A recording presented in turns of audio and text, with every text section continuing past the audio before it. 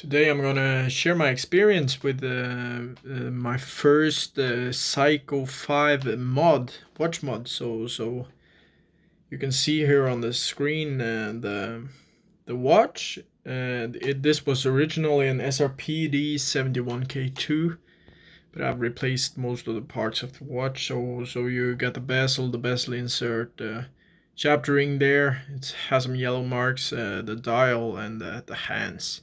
Yeah, and also the rubber strap here I've replaced. I think that's some Rolex strap. Most of these parts were purchased from Namoki, except for the strap here. This is the DLW strap, because Namoki don't have these, at least for now.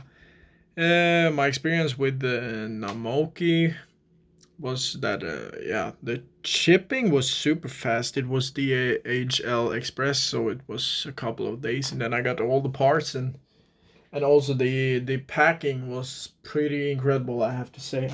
I'm gonna show you here the packing. So it all came in this nice little box with all of the parts. Let me open it up so you can see.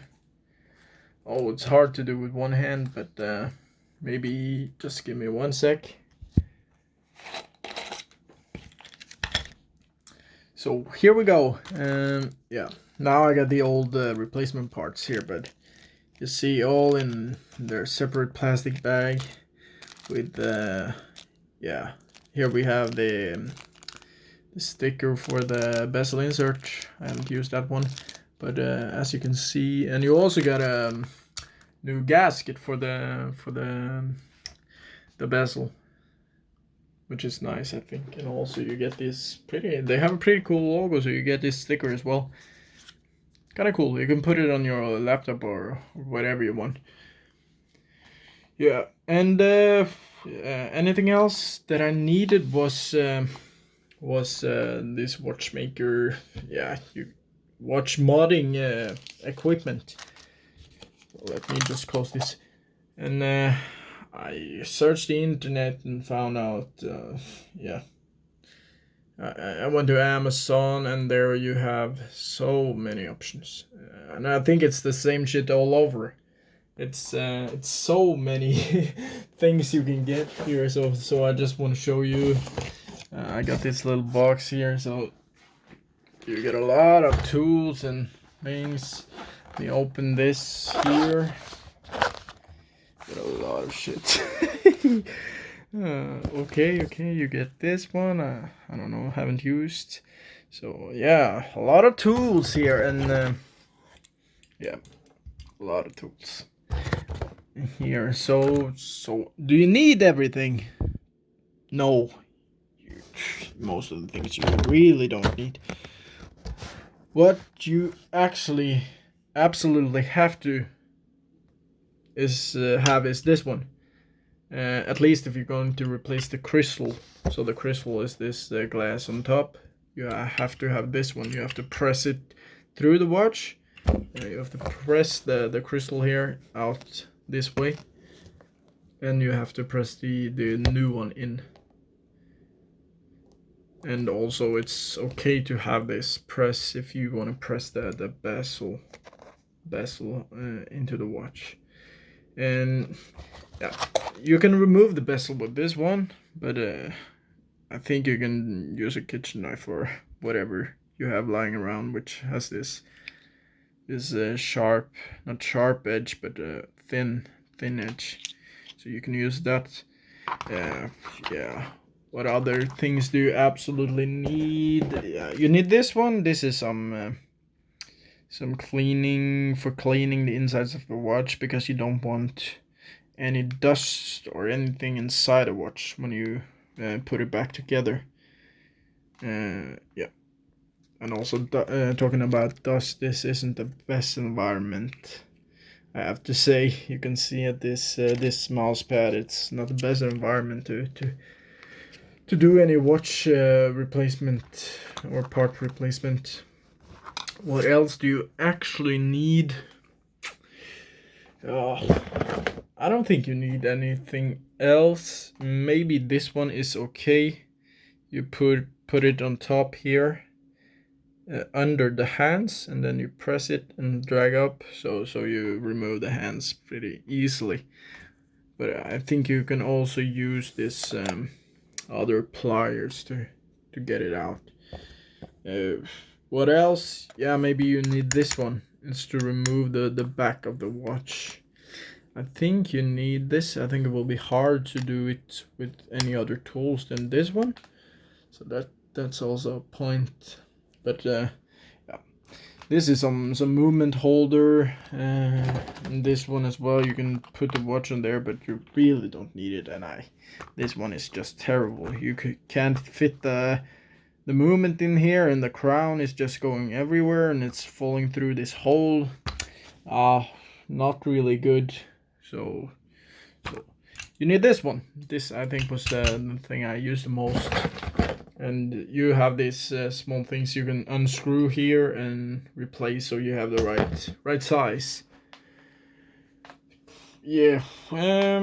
Another thing is, before I modded, or how did I know what to do actually? And that was from YouTube. It's this channel called Loomshot.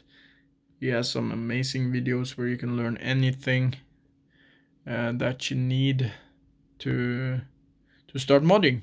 And after watching his videos, he made it really clear to me, and it's simple how simple it is to actually do this modding with the Seiko 5 or a Seiko SKX. So that was it. He had a lot of tools, and I bought these tools, as I mentioned, and you don't really need all of the fancy tools that he has. And one thing that you kind of don't learn in the videos is how much force do you actually have to use to press out the crystal, press in the dial hands, or the hands. That's hard to communicate through the video, but you don't really need that much of force. I was just pressing this as hard as I could with the crystal. I thought, oh man, I got this edge here. I need to press it so hard, but as you can see, I think it's a perfect alignment here with the bezel. So you don't need a lot of force. That's my point. Yeah. What issues did I face when I did this? Yeah, this chaptering, do you see it? It's not aligned. The yellow mark here should be the 12 o'clock position, and it was kind of loose. When I pressed in the crystal and everything seemed fine, it was loose. So I think it's something about the difference between the SKX and the SRPD watches. So the SKX, I think, has a smaller gap between the chapter ring seat and the crystal, so it's firmly in place. This one kind of moved, so when I rotated the bezel to putting it on, it moved, and now I can't get it back to the correct position. Other issues, yeah. The bezel insert I glued, which I wanted to get the correct alignment with 12 o'clock there. I think that the tape would be harder to do that, but I use this Loctite glue here, and it's not the best because it was running all over the place. So it was running on top here or around the edge of the bezel insert, and when I tried to remove it, I bought some nail polish remover with acetone, and I tried to remove it with this cotton tip, and I don't know if you can see it really well here. Maybe I can focus. Yeah, but as you see, this point should be completely white, and now it's kind of dragged out the green color. So I think that the acetone reacted with this green color on the bezel insert and dragged it on top of the white numbers. So I don't really mind. I think it's cool, and if you look at it at a distance, It's not that bad. Another issue I had was this rubber strap. When you order it, you have to specify if you have SKX or SRPD model, and I think it has something to do with the spring bars here. But it was a nightmare to get get fitted to the watch. It seems like this spring bar hole in the strap is not really for the SRPD watch. But yeah, I pushed and pulled and did whatever it took, using a lot of force and a lot of frustration, and I got it on. But now I think the spring bar is kind of in some tension. So I don't know how long it will hold, but I hope it will hold forever, but you never know. Yeah, I think that was all of my thoughts on this. Yes, to wrap it up, I think it was easier than I thought when I started looking into how to do this mod.